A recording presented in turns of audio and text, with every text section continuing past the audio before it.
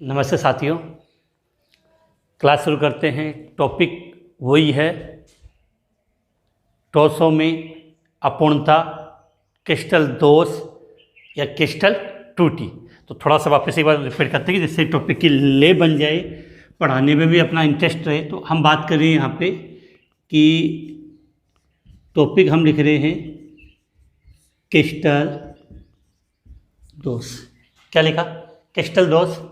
Crystal दोष को आपने, अगर आप भी हैं क्लास 11 क्लास 12 में तो एम के बूस्टर लाया है आपके लिए शानदार मौका। यहाँ पर आपको बहुत आसान तरीके से पढ़ाया और समझाया जाता है जिससे कोई भी बच्चा आसानी से पढ़ सकता है। इसे पढ़कर आप अपनी क्लास में टॉप कर सकते हैं और पूरे 100 में से 100 नंबर ला सकते हैं। यहाँ पर आपको डेली लाइव क्लासेज मिलेंगी, हैंड रिटन नोट्स मिलेंगे, टेस्ट सीरीज, पिछले वर्षों के पेपर के सॉल्यूशन, ऐसे तमाम फीचर इस ऐप में मिलेंगे। तो देर किस बात की, अभी डाउनलोड करें एम के बूस्टर ऐप। लिंक वीडियो के डिस्क्रिप्शन और प्ले स्टोर पर उपलब्ध है। दो हिस्सों में डिवाइड किया था, एक रेखीय दोष, दूसरा बिंदु दोष। तो मैंने आपको समझाया था कि जो अपने सिलेबस में है वो कौन सा है? बिंदु दोष। फटाफट बात करेंगे, टाइम खराब नहीं करेंगे यहाँ पे। बिंदु दोष। अब इस बिंदु दोष को हमने 3 कैटेगरी में डिवाइड किया था। पहला नाम दिया था स्टाइकियोमेट्री दोष। पहला क्या नाम दिया था? स्टाइकियोमेट्री दोष। और इस दोष के प्रकार कितने थे? 4 प्रकार थे। नंबर 1 रिक्तिका दोष। नंबर 2 अंतराकाशी दोष। नंबर 3 फ्रैंकल दोष। नंबर 4 शॉर्टकी दोष। क्लियर था? अब दूसरे प्रकार का जो दोष हम बात कर रहे हैं उसकी अगर हम बात करना चाहें तो उसको आपने नाम दिया था नॉन स्टाइकियोमेट्री दोष। और इसके हमने 2 प्रकार लिखे थे। पहला था धातु आधिक्य दोष और दूसरा था आपका धातु न्यूनता दोष। और अगर आपको याद हो तो इस धातु आधिक्य दोष के हमने भी 2 प्रकार पढ़े थे। धातु आधिक्य दोष के भी कितने प्रकार पढ़े थे? 2 प्रकार। पहला, थोड़ा सा माइंड यूज कीजिए, ऋणायनिक रिक्तिका। ऋणायनिक रिक्तिका के कारण धातु आधिक्य दोष। और इधर दूसरी साइड आपने लिखा था, दूसरा प्रकार क्या था? अतिरिक्त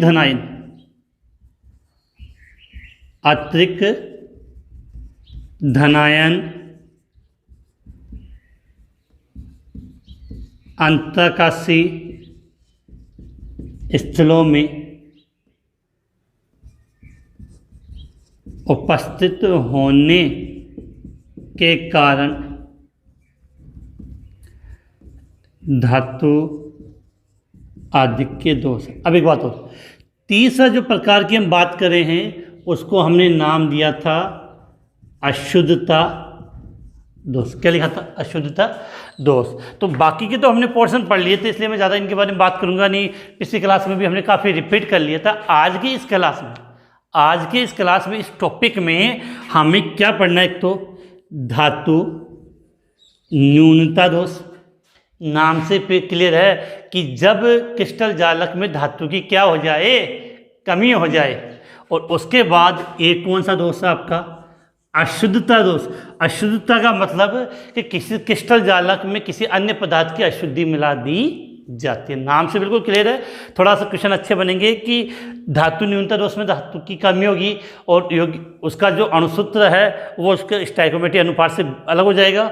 और अशुद्धता दोष में हम क्या मिला देते हैं? क्रिस्टल जालक में कोई अशुद्धि मिला देते हैं। तो हमें ये और ये अपने को आज की क्लास में पढ़ना है। बाकी का कोई इतनी है नहीं है, फिर भी आप एक बार चाहो तो इसका स्क्रीनशॉट ले लो अच्छे तरीके से। और एक चीज़ और, आपको अगर इस क्रम में याद रहेगा कि पहले ये था, ये था, ये था, ये था, तो बिल्कुल आपको कंसेप्टली कहीं से क्वेश्चन कहीं से भी निकल के आप करके आ सकते हो। और आपने क्रम वाइज याद है तो कोई मतलब ही नहीं है। तो टॉपिक क्या है आपका, मेन टॉपिक क्या था, क्रिस्टल दोष। और क्रिस्टल दोष में भी हम किसकी बात कर रहे थे, बिंदु दोष। बिंदु दोष का पहला प्रकार क्या था, स्टाइकोमेट्री दोष। स्टाइकोमेट्री दोष का मतलब शॉर्ट में लिखना चाहें, यौगिक में उपस्थित धनायन और ऋणायन के अनुपात में कोई अंतर नहीं होता अणुसूत्र के अकॉर्डिंग। इसमें धनायन और ऋणायन की संख्या होती है वो उसके अणुसूत्र से थोड़ी सी अलग हो जाती है, उनका अनुपात है वो अलग हो जाता है, वो था नॉन स्टाइकोमेट्री दोष। और तीसरा था अशुद्धता दोष, जिसके बारे में हम पढ़ेंगे। तो आप एक बार इसका स्क्रीनशॉट ले लें और स्क्रीनशॉट लेने के बाद हम आगे बात करते हैं। तो इसको मैं यहाँ से अब मिटा देता हूँ। तो स्क्रीनशॉट हो गया। इसके बाद सीधा हम टॉपिक स्टार्ट करेंगे, धातु न्यूनता दोष, जिसमें धातु की क्या हो जाएगी, कमी।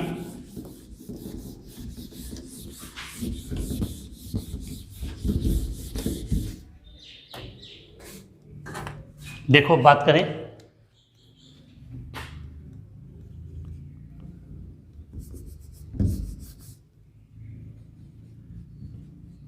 धातु न्यूनता दोष।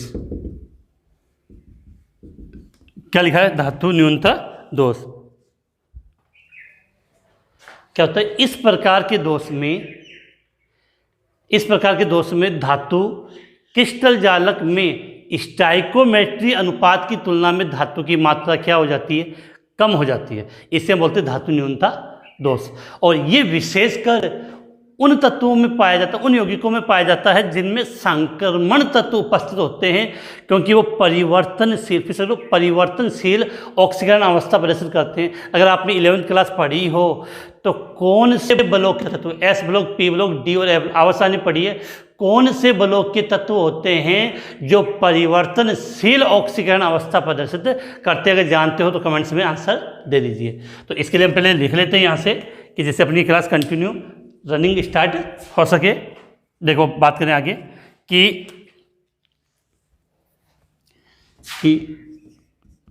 इस दोष में धातु क्रिस्टल में इस दोष में धातु क्रिस्टल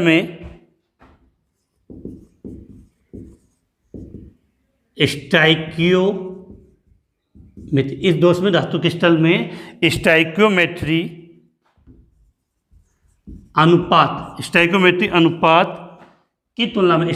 अनुपात की तुलना में धातु होती है वो क्या हो जाती है, आपकी कम हो जाती है। तो इस दोष में धातु क्रिस्टल में स्टाइकोमेट्री अनुपात की तुलना में धातु कम हो जाती है। इसे धातु न्यूनता दोष कहते हैं। अब यहाँ से एक एग्जांपल समझो, जैसे एक FeO है, आयरन ऑक्साइड FeO। अगर इसकी आप रियल में स्ट्रक्चर देखोगे तो इसके अकॉर्डिंग क्या लगता है, जहाँ Fe एक होगा वहाँ ऑक्सीजन भी एक होगा, जहाँ Fe 100 होंगे वहाँ ऑक्सीजन भी 100 होंगे। लेकिन रियल में अगर आप इनका अनुपात चेक करोगे, देखो अणुसूत्र के मुताबिक तो इनका अनुपात 1:1 है, लेकिन रियल में इनका अनुपात होता है 0. Fe होगा वो होता है आपके 0, Fe होता है 0.95 और O हो, यार ये 1 होगा तो ये 0.95। इसका मतलब क्या हुआ, अगर इस यौगिक को आप गौर से देखोगे अणुसूत्र क्या होता है, अगर Fe के 100 परमाणु तो ऑक्सीजन के भी 100 होंगे। लेकिन रियल में अब जब आप इसको चेक करोगे तो ये पाओगे जहाँ ऑक्सीजन के 100 होंगे वहाँ आयरन के कितने होंगे, 95। तो धातु की मात्रा रियल में कम हो गई, इसी को हमने क्या नाम दे दिया, धातु न्यूनता दोष। अब सुनना, ये दोष उन यौगिकों में पाया जाएगा जिनके तत्व परिवर्तनशील ऑक्सीकरण अवस्था प्रदर्शित करें। यहाँ मैं एक बार लिख रहा हूँ, परिवर्तनशील, इसको फिर मिटा देंगे यहाँ से, कौन सी ऑक्सीकरण अवस्था, परिवर्तनशील ऑक्सीकरण अवस्था प्रदर्शित करते हैं। और ये विशेषकर कौन से ब्लॉक के, मैंने आपसे पूछा था, ये कौन से ब्लॉक के तत्व होते हैं, ये होते हैं आपके डी ब्लॉक के। कौन से ब्लॉक के? डी ब्लॉक के। एग्जाम्पल समझाऊँ, जैसे आपने पढ़ा हो Fe2+ भी होता है और Fe3+ भी होता है, कॉपर +1 भी होता है और कॉपर +2 भी होता है। SN2+ स्ट्रांसियम की बात करें, चलो स्ट्रांसियम SR, ये +2 भी होता है, स्ट्रांसियम +4 भी होता है। तो जब तत्व एक से अधिक ऑक्सीकरण अवस्था प्रदर्शित कर सकता है तो उसको हम क्या बोलते हैं? परिवर्तनशील ऑक्सीकरण अवस्था। और ये विशेष गुण बहुत अच्छा बड़ा क्वेश्चन बनता है कि सबसे पहले परिवर्तनशील ऑक्सीकरण अवस्था कौन से ब्लॉक के तत्व दर्शाते हैं, तो आपके माइंड में बिल्कुल क्लियर होनी चाहिए कौन से ब्लॉक के? डी ब्लॉक के तत्व। जैसे ये एग्जाम्पल मैंने यहाँ पे समझा दिया, क्लियर हो गया?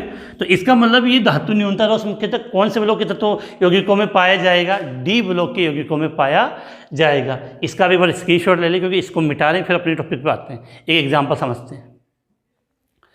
तो स्क्रीनशॉट ले लिया आपने। अब देखो आगे कि यहाँ देखो एक एग्जाम्पल लेते हैं हम, इस Fe का ले लेते हैं। किसका? Fe और O का ले लेते हैं। तो क्या किया देखो यहाँ पे कि Fe अलग अलग पेन लें, Fe2+, O2-, Fe2+, O2-।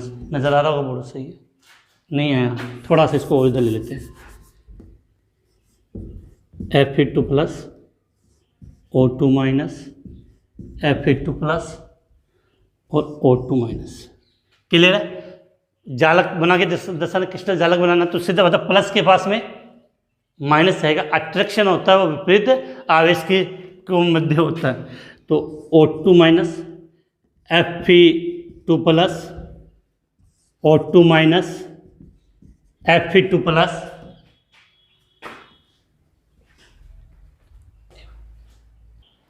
तो O2-, Fe2+, O2-, Fe2+, और लिखना चाहिए तो यहाँ पर Fe2+, O2-, Fe2+, O2-। यहाँ O2-, Fe2+, O2-, Fe2+। जब भी आपको इस यौगिक में इस प्रकार के क्रिस्टल जालक बनाने, तो ये ध्यान रखना, धनायन के पास में कौन आएगा? ऋणायन। अट्रैक्शन विपरीत आवेशों के मध्य होता है। तो ये कंडीशन हो गई कि अब देखो यहाँ पर हम एक बात और समझे इसको कि गोला बना दें, इनको थोड़ा इजीली आपको समझ में आ जाएगा।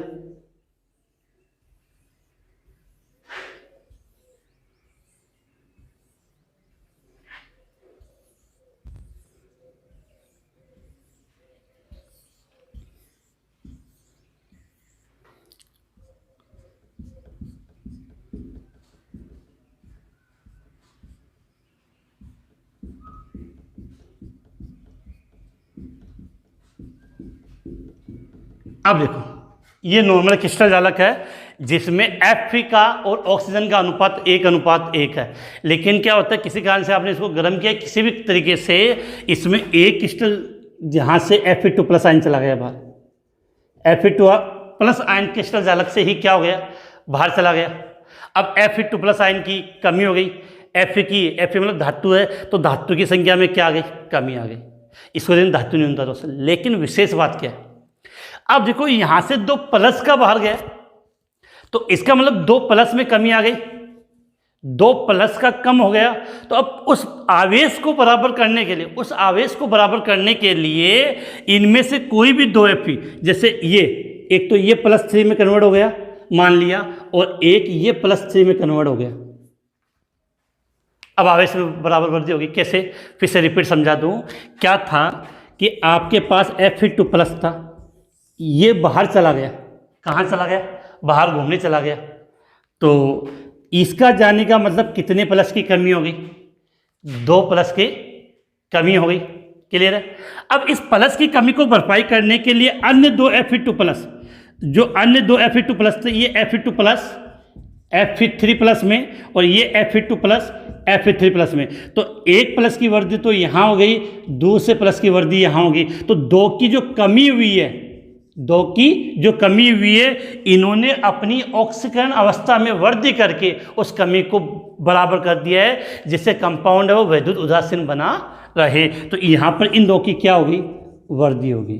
तो ये इसका एग्जाम्पल हो गया। ये बिल्कुल डायग्राम आपको समझ में आ गया कि अब ये तो समझो कि जितने की कमी उतनी वृद्धि करनी है। अब ऐसा नहीं Fe2 प्लस Fe4 नहीं होता, Fe3 प्लस होता है। तो 2 प्लस के गए तो इन्होंने दो ने अपनी वृद्धि करके उस आवेश को बराबर कर दिया। उम्मीद है ये चीज़ आपको समझ में आ गई होगी। इसको मैं थोड़ा अच्छे तरीके से रिप्रेजेंट और कर देता हूँ, जिससे आपकी कोई कन्फ्यूजन ना आए।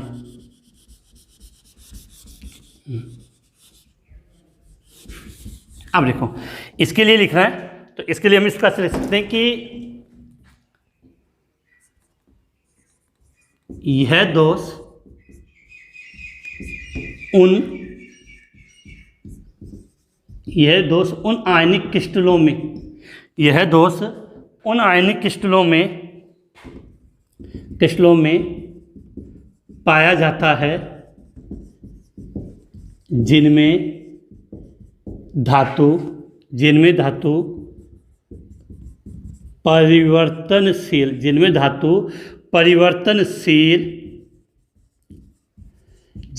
परिवर्तनशील ऑक्सीकरण अवस्था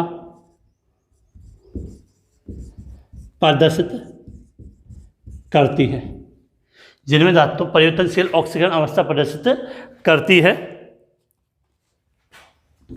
कि कुछ Fe2 प्लस आयन के लुप्त होने पर, कुछ Fe2 प्लस आयन के लुप्त होने पर अन्य Fe2 plus ion Fe3 plus ion में परिवर्तित होकर आवेश को संतुलित कर लेते हैं, तो ये इसका पूरा एग्जाम्पल, इसका स्क्रीनशॉट ले लेना आप।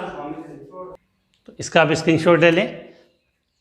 तो उम्मीद है कि आपको याद है। अब देखो क्वेश्चन क्या बनता है, एक तो यहाँ पर जो रिक्तिका बनी है उसको विशेष जानना है, और इससे रिलेटेड न्यूमेरिकल भी आते हैं कि संख्या पूछ सकते हैं कैसे बनती है। अब यहाँ से 2-3 चीज़ें और कर लो कि धातु न्यूनता दोष में ये तो क्लियर हो गई कि धातु की क्या होगी, आपकी कमी होगी। तो इसमें तो कोई विशेष बात है नहीं कि आपको याद हो जाएगी। यहाँ आपको याद रखना है ये दोष किस में पाया जाएगा, कि ऐसे ही होगी जिनमें धातु क्या प्रदर्शित करता हो, परिवर्तनशील ऑक्सीकरण अवस्था। और सीधी सी बात है, इन तत्वों को हम क्या बोलते हैं, संक्रमण तत्व। और कौन से ब्लॉक के होते हैं, डी ब्लॉक के होते हैं। कौन से ब्लॉक के होते हैं, डी ब्लॉक के होते हैं। इसके बाद हम इसका एक नेक्स्ट एग्जाम्पल 200 में, ये तो नॉन स्टाइकोमेट्री दोष का प्रकार था। इसके बाद हम नेक्स्ट की बात कर लेते हैं, जो आपके, तो बात करें अगले, तो ये तो हो गया नॉन स्टाइकोमेट्री दोष। अब बात करते हैं एक तीसरा प्रकार था, वो अशुद्धता दोष।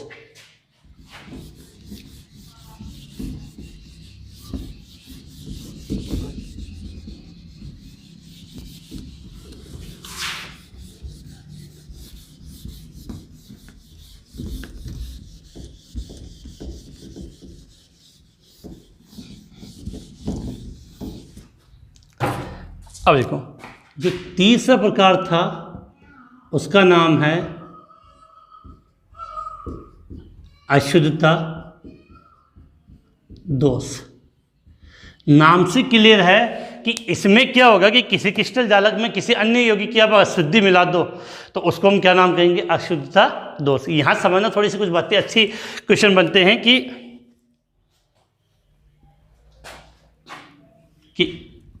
क्या लिखेंगे इसके लिए, कि इस प्रकार के यौगिक में या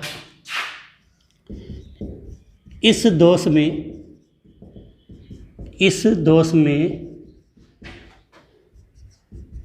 क्रिस्टल जालक में, इस दोष में कहते हैं कि इस दोष में क्रिस्टल जालक में किसी अन्य यौगिक की किसी अन्य यौगिक की, ये अन्य यौगिक को मिला देते हैं, या नॉर्मली हम कह सकते हैं अन्य यौगिक की अशुद्धि को मिला देते हैं, कि इस दोष में क्रिस्टल जालक में किसी अन्य यौगिक की अशुद्धि मिलाने पर इस मिलाते हैं, अन्य यौगिक की अशुद्धि मिलाते हैं। अब देखो यहाँ से एक एग्जाम्पल समझना। सपोज करो कि आपके पास NaCl का क्रिस्टल है। क्या है? NaCl एक कंपाउंड है। इस NaCl के अंदर आप क्या करें, कुछ मात्रा में SrCl2 की अशुद्धि मिला रहे हो। तो कुछ मात्रा में मिलाओगे, कम मात्रा में मिलाओगे कि NaCl एक क्रिस्टल है, उस क्रिस्टल के अंदर आप किसकी अशुद्धि मिला रहे हो? SrCl2 का। तो डायग्राम समझना, यहीं से हर चीज़ समझ में आती है। तो कंपाउंड क्या बनेगा आपका? Na plus Cl minus Na plus Cl minus Cl minus Na plus Cl minus Na plus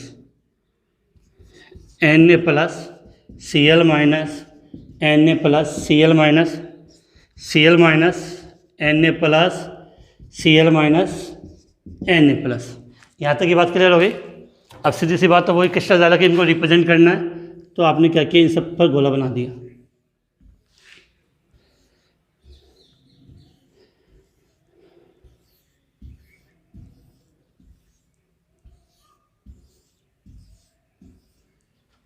और इन क्रिस्टल जालों को क्या करना है, आपको आपस में मिला देना है।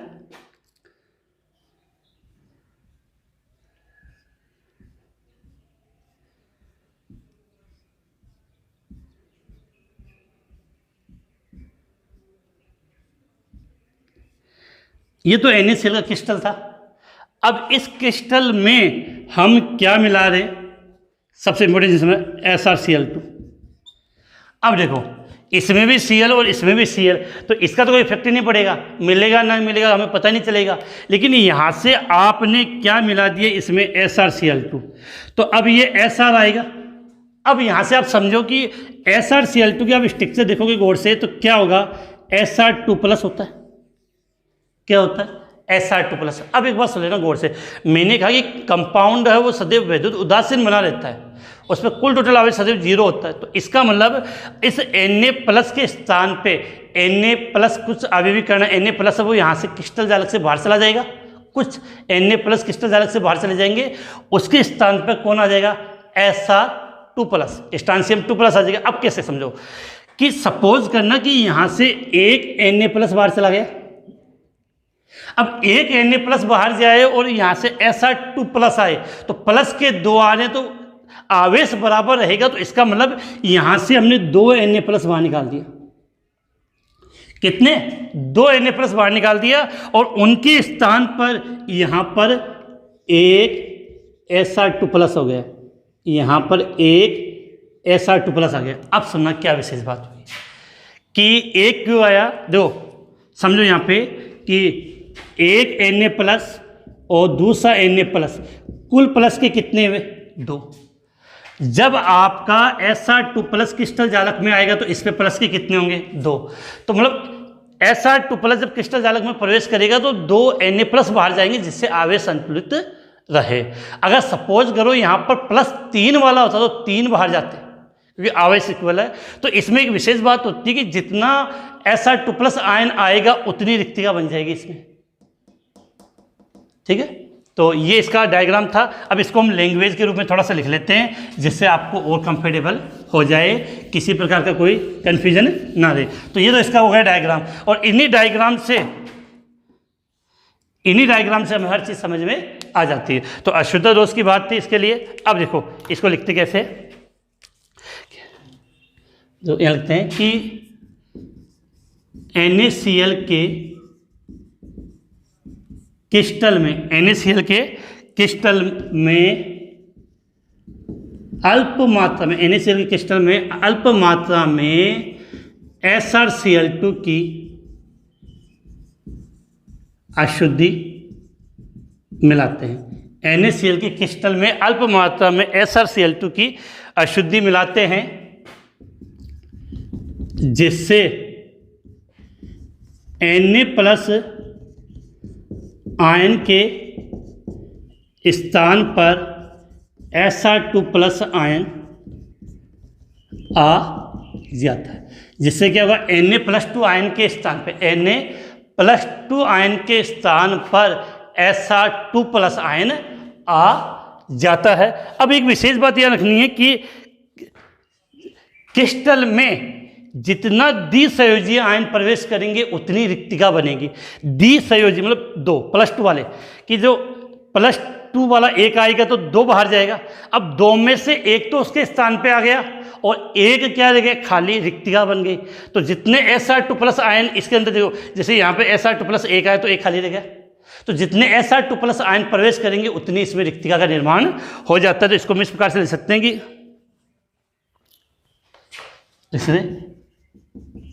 जिससे क्रिस्टल जालक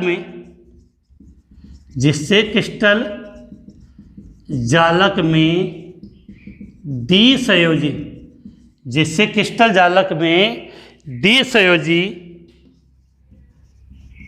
आयनों की संख्या के बराबर, द्विसंयोजी आयनों की संख्या के बराबर रिक्तियां उत्पन्न हो जाती है, जिसके कारण वैद्युत उदासीनता बनी रहती है, जिसके कारण वैद्युत उदासीनता बनी रहती है। अब यहाँ बाकी की चीज़ों में तो कोई विशेष बात नहीं, मेन डायग्राम ही था। तो अशुद्धता दोष का जो तीसरा प्रकार है, तो क्रिस्टलीय टोसों में जो अशुद्धता का तीसरा प्रकार अशुद्धता दोष, सीधी बात है, इसमें किसी अन्य यौगिक की क्या मिला देते हैं आप, अशुद्धि मिला देते हैं। इसमें किसी अन्य यौगिक की क्या मिला देते हैं, अशुद्धि मिला देते हैं। तो अशुद्धि मिलाएंगे तो सीधी सी बात है कि जितने Sr2 प्लस आएंगे उतनी रिक्तिका बनेगी। रिक्तिका कैसे बनती है इसके बारे में हमने डिटेल से बात कर ली। तो आप पहले इसका स्क्रीनशॉट ले लें, स्क्रीनशॉट लेने के बाद हम आगे बात करते हैं। तो जल्दी से इसका स्क्रीनशॉट लें।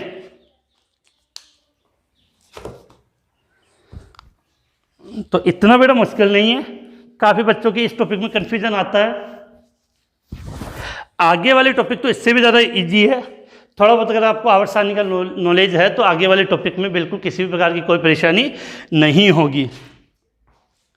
तो जल्दी से अब आगे बात करें बेटा।